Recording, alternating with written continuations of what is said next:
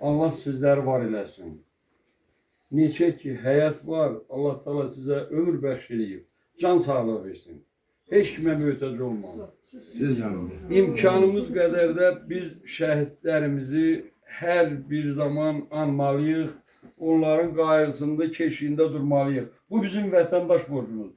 Hər bir Azərbaycanlının da vətəndaş olaraq borcudur ki, bu şəhidlər Azərbaycanın ərazi bütövlüyünü təmin elədi. Canlarını qurban verdi.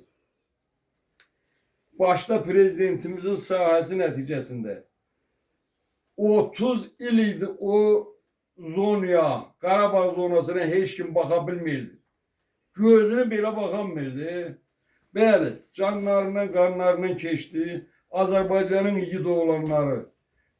Hər biri bir qəhrəmandır. Torpağımızı azad elədi. Bugünkü gündə də Azərbaycan xalqı azad yaşayır. Öz torpağına sahib çıxdı.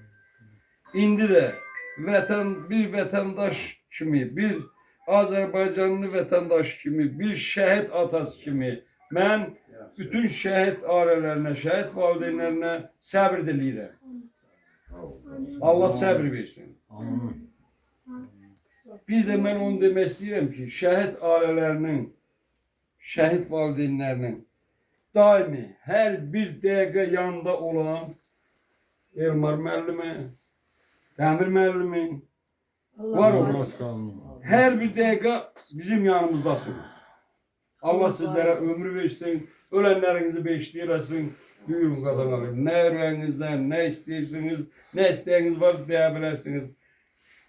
Şəhid ailələri, şəhid valideynləri. Allah sənin şəhidlərimizin ruhunu şad etsin. Həqiqətən də şəhidlər qürurumuz, özünü tanıyan insanların, Azərbaycan vətəndaşının hər birinin qüruru olmalıdır şəhid. Ruhu şad olsun şəhidlərimizin. Bu gündən biz aldığımız nəfəs də şəhidlərimizin nəfəsidir.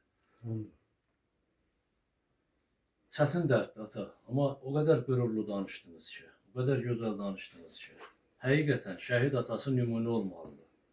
Şəhid anası nümunə olmalıdır. Hər kəs şəhid valideynlərinə baxıb bir nümunə götürməlidir onlardan. Allah sizi qorusun. Allah sizə ömür versin, can sağlığı versin ki, bu şəhidimizi yaşadaq. O can sağlığını Allah Teala o qədər versin ki, deyirəm. Yəni, bilmirəm sözümü necə ifadə edeyim. Biz şəhidlərimizi Kərbala ziyarəti qədər, o birisi ziyarətlər qədər, yəni insanların fikrinə, onun yaddaşlarına yazdırır.